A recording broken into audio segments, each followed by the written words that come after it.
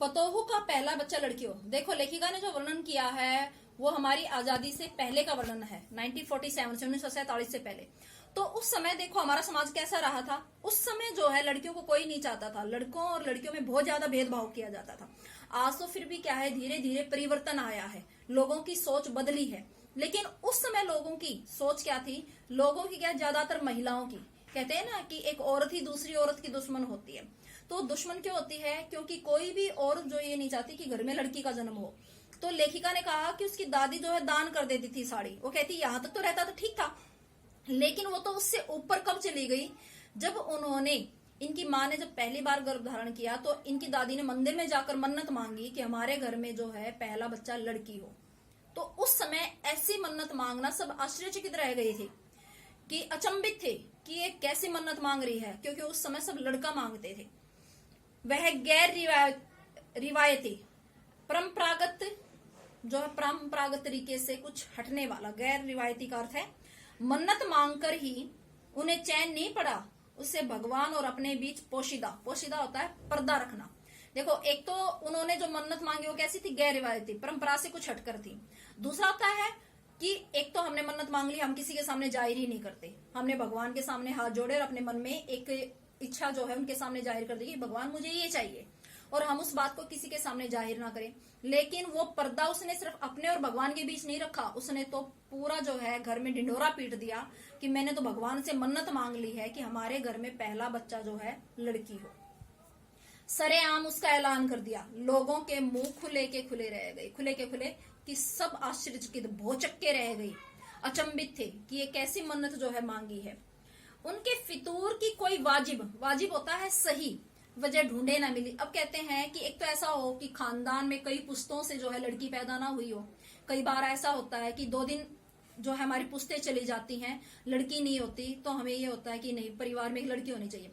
तो लेखिका कहती है ऐसा भी नहीं था, हमारे परिवार में तो जो है हर पीढ़ी में लड़कियां थी।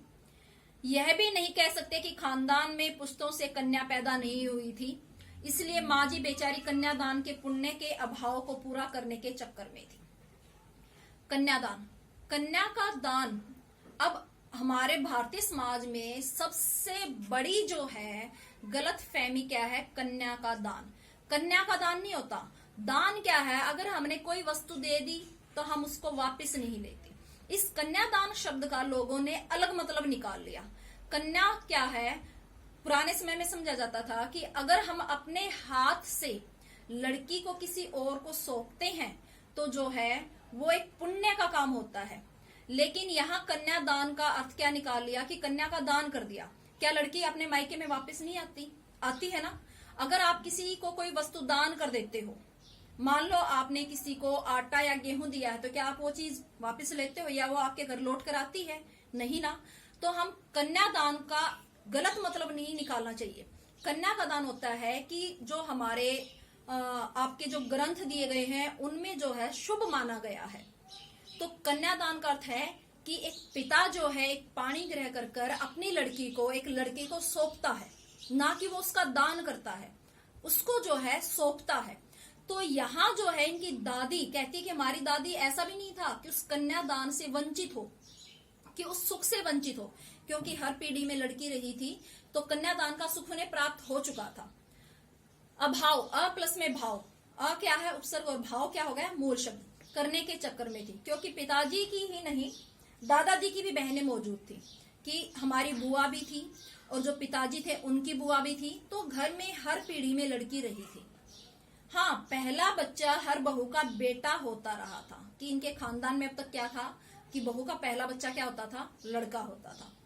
पिताजी खैर माँ जी अपनी तरफ से कोई सफाई नहीं दी, बल्कि बदस्तूर, बदस्तूर होता है नियम से, नियम से मतलब वो हर रोज भगवान के मंदिर में जाती रही और अपनी उस इच्छा को, अपनी उस जो उनकी कामना थी उसको भगवान के सामने दोहराती रही कि मुझे जो है पहला बच्चा घर में क्या चाहिए, लड़की चाहिए।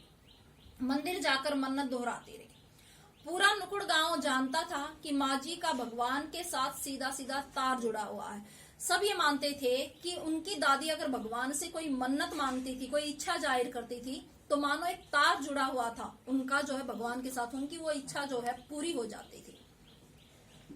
बेतार का तार मतलब ऐसा तार जो दिखाई ना दे, बे प्लस में तार जो दिखाई, अदृश्य तार। बेतार का तार मतलब अदृश्य, जो दिखाई ना दे लेकिन फिर भी एक संबंध जो भगवान के साथ जुड़ा हुआ था कि वो जो कुछ भी मांगती उनकी मनोकामना पूरी हो जाती थी।